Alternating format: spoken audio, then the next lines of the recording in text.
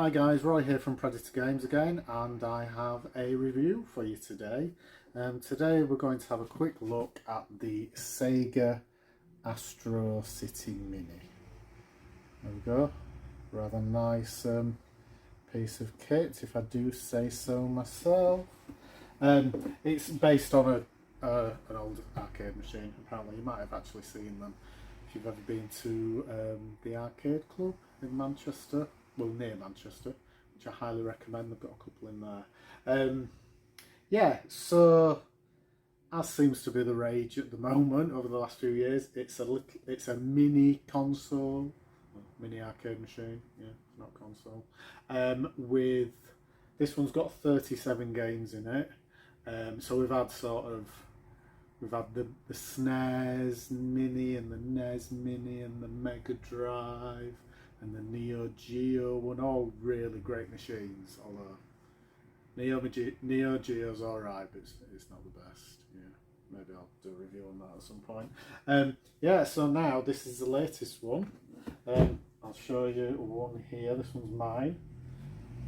So there we go. Rather nice piece of kit. We'll turn it on as well, but the speakers are great on them, but they can be quite loud. So I hope you can still hear me. So it rather coolly lights up as you turn it on, yeah. And then it doesn't take long to load up either. I'll show you. Nice bit of intro music there for you, so you can see that. The joystick on it is brilliant. Really, really well made. Buttons are great as well, really responsive. I have no issues with that whatsoever. You can hook it up to your TV quite easily by just popping a HDMI in there, which I'm going to do now, which I'm hoping it's going to work. So there you go. Earlier it decided it wasn't going to do it. Yes. But there you go.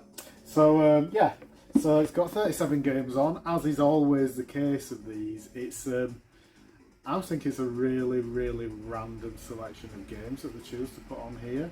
Some of them I completely understand, such as Virtua Fighter. It's got it's got the arcade original. It looks brilliant. I mean, if I can quickly show you. So when you go to the game, it's quite easy to navigate, just move up and down, go to the game that you want. You can go left and right on a game and it'll just show you a couple of screenshots, and then you just press button to load it up and then to load it again, and it doesn't take long, he says. And this one's Virtua Fighter, and it's brilliant, yeah. As is always the case with arcade games, obviously quite a few of these have had home conversions over the years, although I know there was a bit of controversy about this bad boy on the Saturn, because, you know, it's crap, yeah. So there you go. But this is the arcade original, as I've said a million times already, and it's brilliant. It's aged really well as well, and it looks amazing still. Shocked me with that one. And another thing about this, when you hook it up to the TV, it looks great still. It's not, the image isn't stretched or anything like that. They've got the ratio's perfect. It looks brilliant. So anyway, let's go back to the game. So you've got a few shoot 'em ups. The shmups aren't great. They're alright. I mean, there's Cotton on there, which is a cute 'em up where you're a witch on a broomstick, and I really like that one. I like shoot 'em up. So there's a couple of others which I'd not heard of, which are Sonic Boom and Scramble Spirits. They're alright. Amazing, yeah. You've got some stuff which you really expect on here, such as Space Harrier. I was never a big fan of Space Harrier, but you know what? It's alright on here, yeah. Virtua Fighter, as we've said.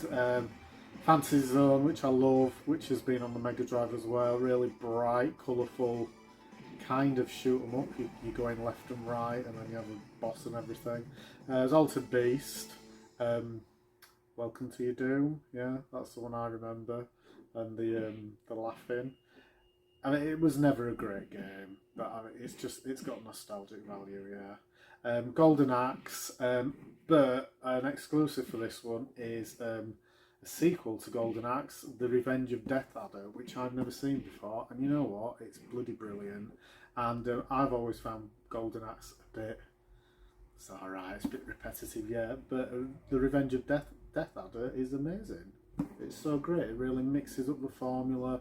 It's still like a roaming beat 'em up type thing, but there's just more variety in it, and it's great. Yeah, I've got a few Wonder Boy games. I love Wonder Boy. Yeah, Alien Storm, which I think is a bit of a hidden gem. Yeah, it was on the Mega Drive. It was accused at the time. I remember this because I'm old. Yeah, of being too easy, and it was. The arcade version obviously isn't, because it's the arcade version and they wanted you to die as much as possible and put as much money in. Yeah, there's some really random ones. We've got like 3 columns games. I always found columns really boring, like yeah. Anyway, I can't say this, but here we go. We've got 1 and 2 of Puyo. I can't say it. Puyo, P-U-Y-O, and then again, which I always thought it's a good puzzle game. It's really tough, yeah, really hard to get into. Flicky, another one, really simple. Little bird jumping around platforms, collecting little chicks, avoiding the cats and stuff. It's good fun. It's not something you play forever.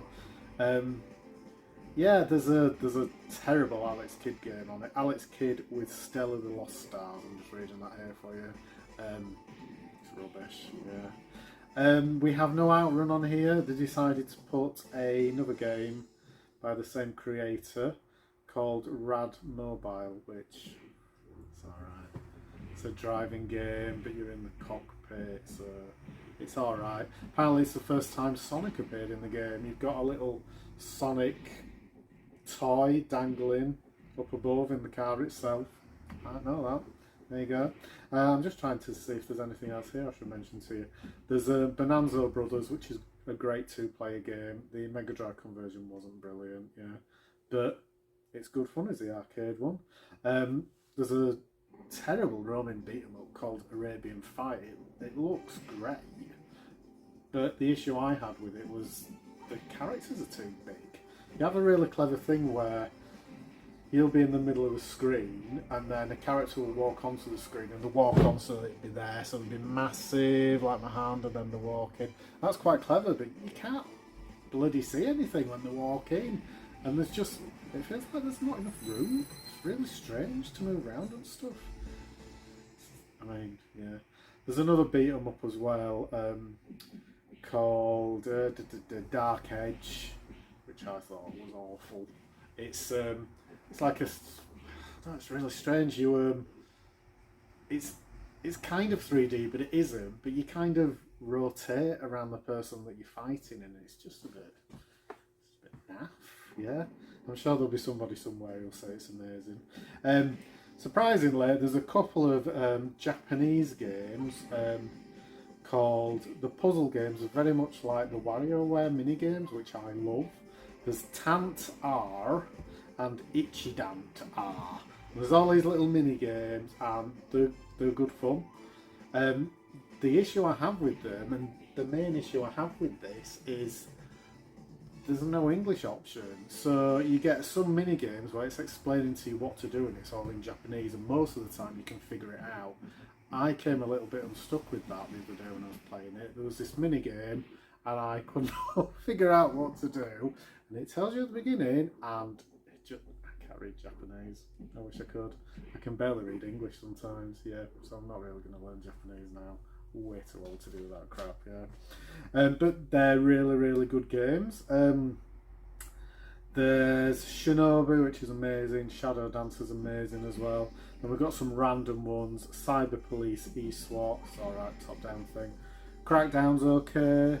Game Ground, I don't like it, yeah, but there you go. There's a rubbish one called Sega Ninja. My Hero's awful. I remember playing it on the Master System and it was ridiculously hard. You're just walking along, punching or kicking the same character over and over again. It's boring, yeah. So anyway, there you go. Yeah, we have these in stock at the moment. They're £134.99. I personally think they're worth every penny. This one's mine, obviously, that I'm playing now. So yeah, you can play it on your telly.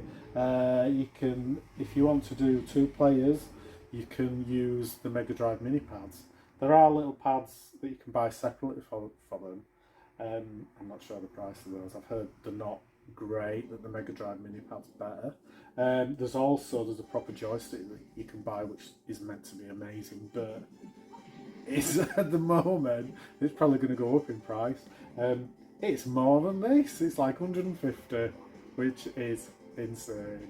But there you go. But apparently it's a great joystick.